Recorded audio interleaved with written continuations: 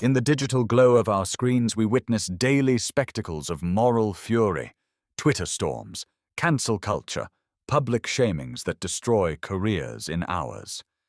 We live in what many call the age of outrage, a time when moral indignation has become both currency and weapon, where the righteous anger of the crowd can topple institutions and individuals with unprecedented speed.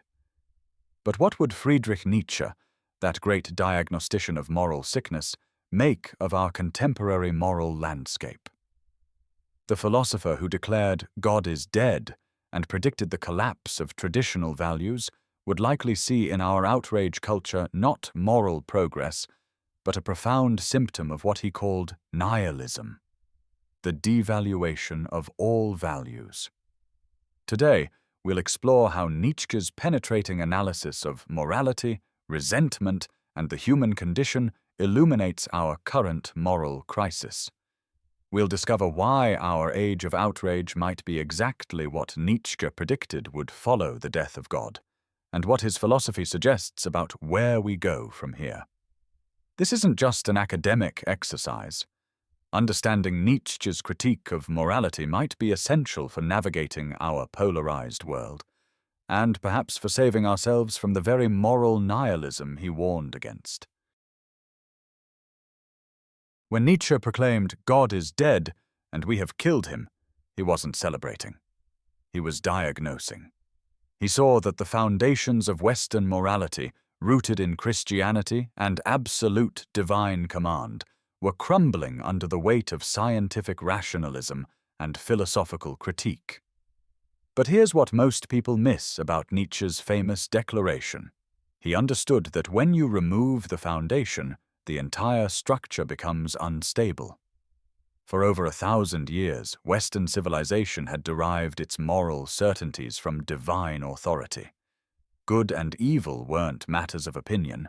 They were cosmic facts, written into the very fabric of reality by God himself. What happens when that certainty vanishes? Nietzsche saw three possibilities. First, people might deny the death entirely, clinging to religious faith despite its intellectual bankruptcy. Second, they might embrace nihilism, concluding that if there's no God, nothing matters at all. Or third, and this is crucial for understanding our current moment, they might create substitute gods, new sources of absolute moral authority to fill the void. Look around at our contemporary moral landscape, and you'll see all three responses playing out simultaneously. But it's that third response, the creation of substitute gods, that Nietzsche would find most fascinating about our age of outrage. Where once we had divine commandments carved in stone, we now have social justice principles posted on Instagram. Where once we had priests interpreting scripture, we now have influencers interpreting privilege. Where once we had confession and absolution, we now have public apologies and attempted redemption through activism. The structure remains remarkably similar. Only the content has changed. We still have moral certainties. We still have heretics and orthodoxies. We still have sin and salvation. But now these operate without transcendent foundation, held up only by collective conviction and social pressure. Nietzsche would argue that this isn't genuine moral renewal, it's the continuation of what he called slave morality by other means. And to understand why, we need to examine his most psychologically penetrating concept, ressentiment. Ressentiment, Nietzsche's French spelling was deliberate, is perhaps his most brilliant psychological insight. It's not simple resentment, but something far more complex and poisonous, a deep, festering reaction against perceived superiority that transforms itself into moral judgment. Here's how it works. When someone feels powerless, inferior, or failed in life, they face a painful psychological choice. They can either acknowledge their situation honestly, which requires confronting difficult truths about themselves and the world, or they can reframe their weakness as moral superiority. Ressentiment chooses the second path. It says, I'm not weak, unsuccessful, or envious. I'm morally superior. Those who have what I lack aren't fortunate or capable. They're wicked. My suffering isn't meaningless. It's virtuous. This psychological alchemy transforms pain into power, but at a terrible cost. The person consumed by ressentiment becomes obsessed with the perceived wrongdoer. Their entire sense of worth becomes dependent on condemning others. They develop what Nietzsche called an imaginary revenge, the belief that their moral judgment carries cosmic significance. Now, observe our contemporary outrage culture through this lens. How much of our moral indignation is really about justice, and how much is ressentiment in disguise? Consider the typical social media pile-on. Someone posts something deemed offensive. Within hours, thousands of people are expressing moral outrage, demanding consequences, calling for boycotts. The target is often someone more successful, visible, or privileged than their accusers. But notice the psychology at work. The outraged mob doesn't just want the offensive behavior to stop. They want the person punished, humiliated, destroyed. They want to see success turned into failure, privilege into shame, confidence into groveling apology. This isn't the response of people secure in their own worth and clear about moral principles. This is the response of ressentiment, the psychological need to bring down those perceived as superior by reframing their superiority as moral failing. The most insidious aspect of ressentiment is that it feels righteous. The person consumed by it genuinely believes they're fighting for justice. They can't see that their moral passion is driven by psychological need rather than ethical clarity. Nietzsche argued that much of what we call morality is actually ressentiment dressed up in noble language. The question for our age is, how much of our outrage culture falls into this category? This doesn't mean all moral criticism is ressentiment. Nietzsche distinguished between what he called master morality and slave morality. Master morality judges from a position of strength and self-affirmation. Slave morality judges from weakness and self-denial. The crucial difference lies not in the content of the judgment, but in the psychology behind it. Nietzsche's concept of slave morality has been widely misunderstood. He wasn't defending literal slavery or aristocratic privilege. He was analyzing the psychological origins of different moral systems and their effects on human flourishing. Slave morality, in Nietzsche's analysis, emerges from the experience of powerlessness. Unable to create values based on what they love and affirm, the psychologically enslaved create values based on what they hate and deny. Their morality becomes essentially reactive, defined not by positive vision, but by opposition to perceived oppressors. The hallmarks of slave morality are familiar. It prizes suffering over joy, humility over pride, conformity over excellence, equality over hierarchy, and guilt over innocence. Most crucially, it judges the world from the perspective of the victim rather than the creator. Now, Nietzsche wasn't simply dismissing these values as worthless. He recognized that slave morality contains genuine insights about human suffering and the dangers of unchecked power. His critique was more subtle. Slave morality, when it becomes dominant, creates a culture of weakness, resentment, and life denial. In our digital age, we can see slave morality amplified and accelerated by technology. Social media platforms are perfectly designed to foster ressentiment. They allow instant moral judgment, anonymous accusation, and viral mob formation. They reward outrage with attention and virtue, signaling with social status. The algorithms that govern our feeds actively promote divisive content because it generates engagement. Anger keeps people scrolling. Moral outrage keeps people sharing. The result is a feedback loop that makes ressentiment profitable and addictive. Consider how contemporary activism often focuses more on tearing down than building up. Cancel culture is almost exclusively destructive. It seeks to punish wrongdoers rather than create positive alternatives. Privilege checking serves primarily to make successful people feel guilty rather than helping disadvantaged people succeed. Even our language reveals the slave morality psychology. We speak constantly of problematic behavior, toxic people, and harmful ideas. Our moral vocabulary has become largely negative, focused on what we're against rather than what we're for. This isn't to dismiss legitimate concerns about inequality, injustice, or harm.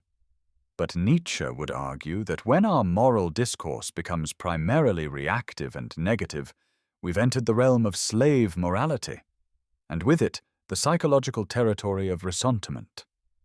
The danger isn't just individual psychological damage. When slave morality becomes culturally dominant, it creates what Nietzsche called herd morality, a suffocating conformity that punishes excellence, creativity, and independent thinking.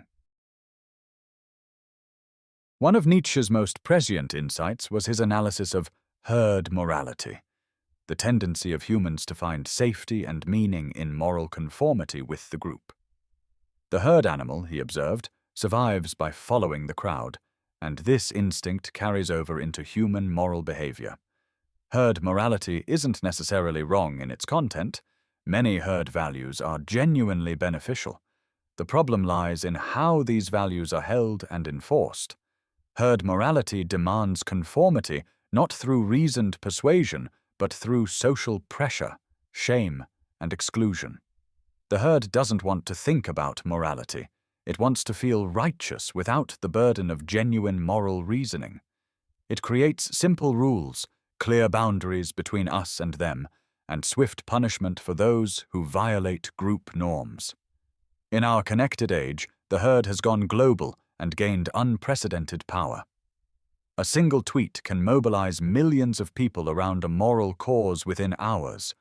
The speed and scale of moral judgment has increased exponentially, but the quality of moral reasoning hasn't kept pace. Watch how our contemporary moral controversies unfold. Someone says or does something deemed offensive. Within minutes, the response crystallizes around predetermined talking points. People take sides based on tribal affiliation rather than careful consideration. The complexity of real moral questions gets reduced to simple narratives of good versus evil. The herd demands that complex issues be simple, that moral questions have clear answers, and that everyone choose a side. Nuance becomes suspicious. Uncertainty becomes cowardice. The person who says, "It's complicated," or "I need to think about this," becomes a target for both sides. But perhaps most troubling is how herd morality punishes what Nietzsche called higher types, individuals capable of independent moral reasoning.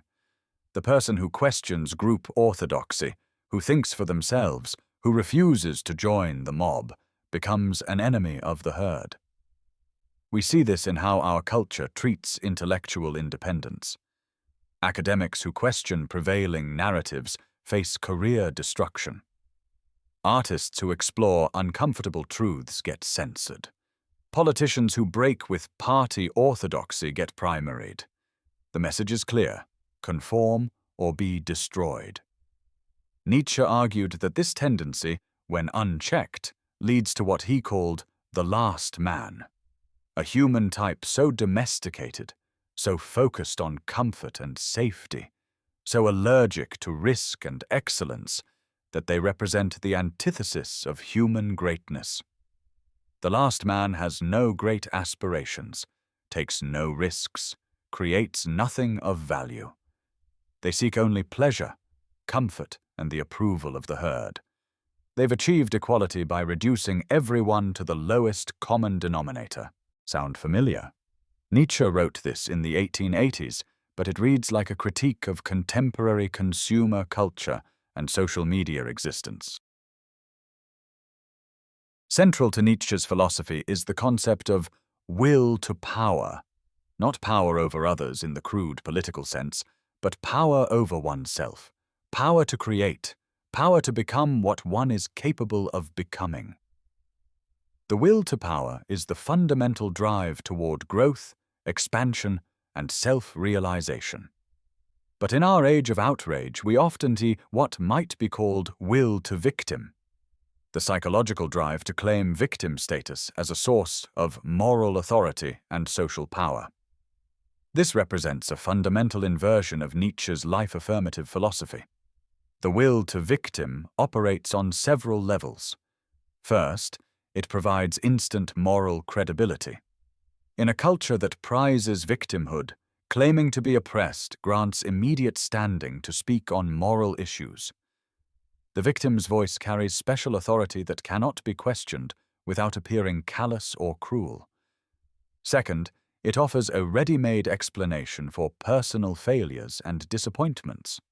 Rather than confronting the difficult work of self-examination and improvement, the will to victim allows one to blame external forces, systems, structures, other people's privilege for one's difficulties.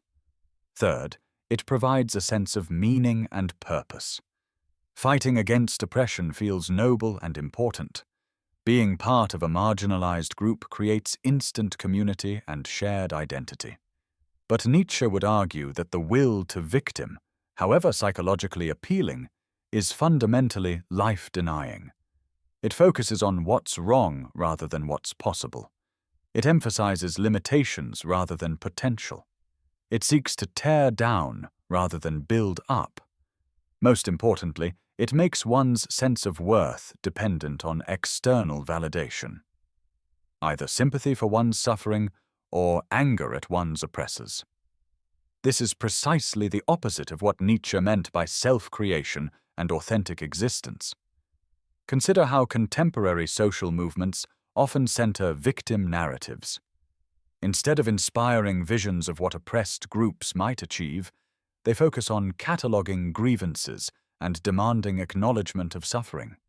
Instead of celebrating strength and resilience, they emphasize trauma and fragility.